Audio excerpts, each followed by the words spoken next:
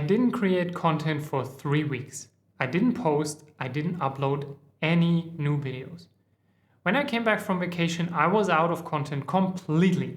And that could have been a problem if content would be my business. I would have needed to rush new videos, catch up on missed uploads, and start feeding the algorithm again immediately. But that's not how I deal with content. Even though it says content creator next to my name, I create content as part of my business. I do not create content instead of having a business. That's not just potato. There's a big difference between building a business that uses content and being a content creator, which means you have to produce more stuff constantly, chase the algorithm, and risk burning out in the process. Let's talk about that difference so that by the end of the video, you can build a system that helps you go from creator to owner of a content business. Everyone seems to be giving the same advice these days. Become a content creator. Start a YouTube channel. Post on Instagram. Build a personal brand. Get the followers. And if you do all of it consistently, you'll eventually get to make the magical 10K a month.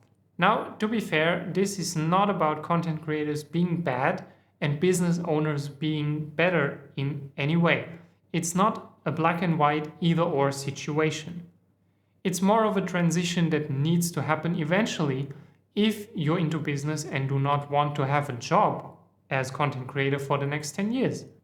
I definitely started out thinking that more content was the answer. More publishing, more visibility, more subscribers. On all platforms, by the way. So I naturally focused on production. What should I make? How often should I publish? Which platform should I use? What topic will attract attention? And how do I improve titles, thumbnails, hooks, and even the editing process? But I learned really fast that content, no matter how optimized it is, does not make for a good business model. It needs to support something larger. Because I was trapped in this cycle where every problem looked like a content problem. If the views are low, I need better content. If reach is inconsistent, I need to publish more. And if the audience isn't growing fast enough, well, I need a better strategy for the next video or the next post, that sort of stuff. And sometimes that might have been accurate and the right answer, but not always. Some problems were not content problems, period. They were business problems in disguise. They were workflow problems or simply capacity problems, meaning me not being able to handle all the tasks I put on my plate every day. I was stuck looking at the output only while ignoring at the same time that there should be a system behind it. It's just so much easier to focus on the symptoms. I mean, we all know that from personal experience to some degree. Asking, how do I create better content, only got me so far. The better question was, what role is this piece of content supposed to play in my business? And just to be clear, being a content creator is awesome. I believe that, especially if you create real value. The danger is allowing content production to become the only thing keeping your business alive. Because when that happens, every upload carries too much weight. The next video has to perform better because the last one didn't perform at all. The next post has to recover the reach that went down last week just because you looked at the analytics again. The entire business model becomes dependent on the next piece of content that way. And when content is connected directly to visibility, revenue, and momentum, it becomes super hard to step away from it. Because you start thinking, hey, if I stop posting, people will forget me.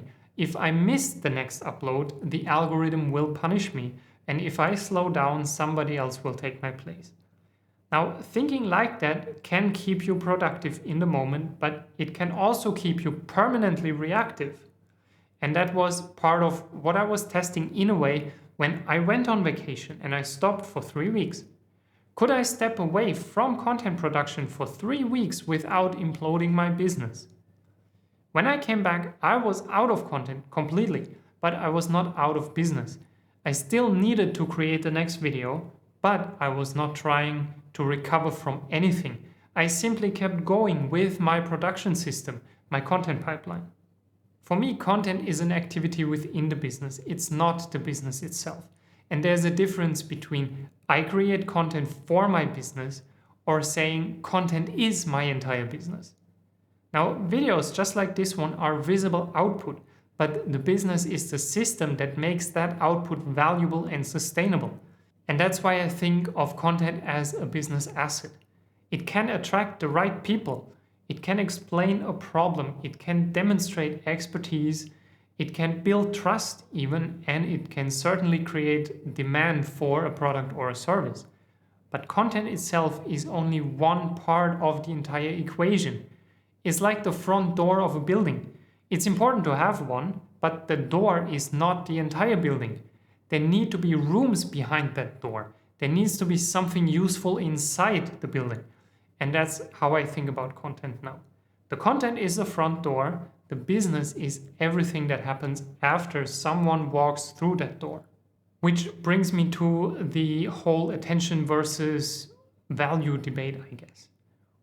One goal of content for sure is to generate attention. Yes, have the strong hook to stop that scroll and so on. The issue with attention is that it's always temporary though. Someone can watch a video, enjoy it, and forget about it 10 seconds later. That doesn't mean the video failed. It may have done exactly what it was supposed to do. But I cannot build a sustainable business by treating every single moment of attention as a customer relationship. The viewer may become a subscriber. Yes, that subscriber may join an email list. Definitely. The email list subscriber may also download the free PDF. Now, the specific process depends on the business, of course. But the point is, there needs to be a path, right? Otherwise, every upload starts from zero. I create a video, it attracts attention. The attention goes away, just like that. And then I need to create another video to do the entire cycle again and again. And I don't know about you, but I found that exhausting when I thought of myself as a content creator. Anyhow, long story short, content earns attention, the business creates the outcome. So the question becomes, what is this piece of content building now? Not just how many views will it get? What problem does it clarify actually? What belief does it challenge? What expertise does it demonstrate? And that does not mean every video needs to be a call to action for the business. Some content is designed to introduce a problem. Some content can answer questions. And some content can help people understand how I think. But I want each piece of content to have a role. The video does not need to sell directly to be valuable to the business. It simply needs to contribute to the larger business ecosystem in a way. That was also why I scheduled 3 weeks worth of content before I even went on my trip. Scheduling was one component of the content operations system that I'm running. I created a buffer on purpose between production and publishing, which gave me the room to step away in the first place. But the buffer only mattered because the content had a purpose. And I mean beyond pleasing the algorithm, of course. So if you want to make that transition from content creator to content business owner, you need to stop asking, what should I publish today? That's a really bad question. The better question is, or the better questions are, what are you building an audience for? What relationship are you creating? What problems do they have? And what products or services could help them? Now, what assets are you accumulating for the business, basically? That's a much broader perspective, which can then be turned into an ecosystem of products, like the courses and the handouts and the workshops and whatnot. Basically, the content introduces the problem, the PDF download explains a framework, and a consulting service that goes along with it helps to solve the problem by implementing that framework in a practical way. Now, that's the difference between content as an isolated activity and content as part of a bigger picture or a business ecosystem. And to get there, I found it best to use a system because each part of content creation can be turned into part of a workflow or a system if you think about it. The topic research process can be documented. The scripting and the video recording can be standardized week after week. A publishing checklist can be written down, and the distribution process across all social media channels can be repeated week after week by following the same process. That doesn't mean we turn a creative thing into something inflexible. It simply means we do not have to reinvent the process every time. It's important to realize that because most creators never really struggle with ideas, they're struggling with the friction that's part of each creation step. They don't know what to do first. They don't have a reliable workflow or even a clear definition of done sometimes. So every video becomes a standalone project in a way, and that makes consistency expensive from a business mindset. So my goal is definitely not to remove creativity from the content creation part. It's still essential. I just want to get rid of all the unnecessary operational friction so that creativity has somewhere reliable to go. That is what the system does. It gives the creative work a structure. When I came back from my trip, I didn't have finished content waiting for me, but I did have that system. I knew what the next step was to stay consistent. And just so we're clear on this, the point of the system is not to create content without interruption ever.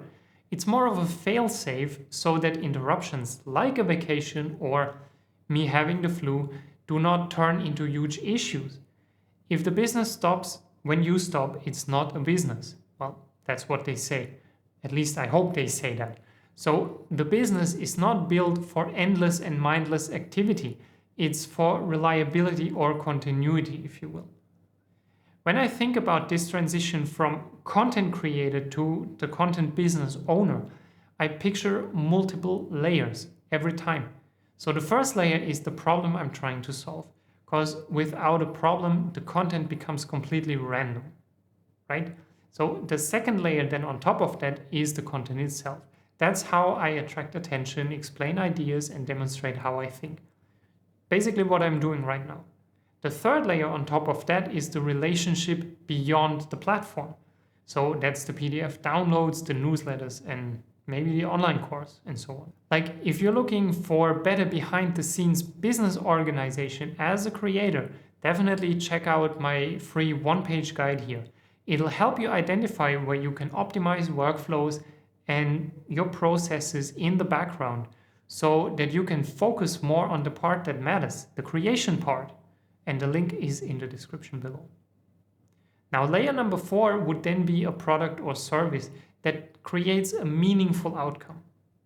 The key message is that this is how content creation turns into a content business, with a clear system behind it. I don't want every vacation or break to turn into a crisis where I have to hustle 5 times harder after. I don't want my entire business to depend on whether I created something today, or if this video performs well or not. I want content to support my business, not to replace the business. I want to attract the right people, build trust, and hopefully that leads to something valuable. And I want the business to have assets that continue creating value after the upload is finished. And I definitely want to have a system to give me flexibility so I can step away from it without feeling the pressure building up every single day. Call me crazy, but I'm not trying to build a life where I have to publish forever just to make some money from YouTube. I'm trying to build a business where content creates value in a way, or where the workflow creates continuity, and where taking a break doesn't mean starting over every single time. It's that distinction I keep coming back to.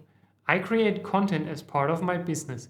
I do not create content instead of having a business. If that makes sense to you, let me know in the comments now, and check out this video right here where I share the complete 3-step content pipeline that I currently use as part of my business. Thanks for watching, and I see you over there.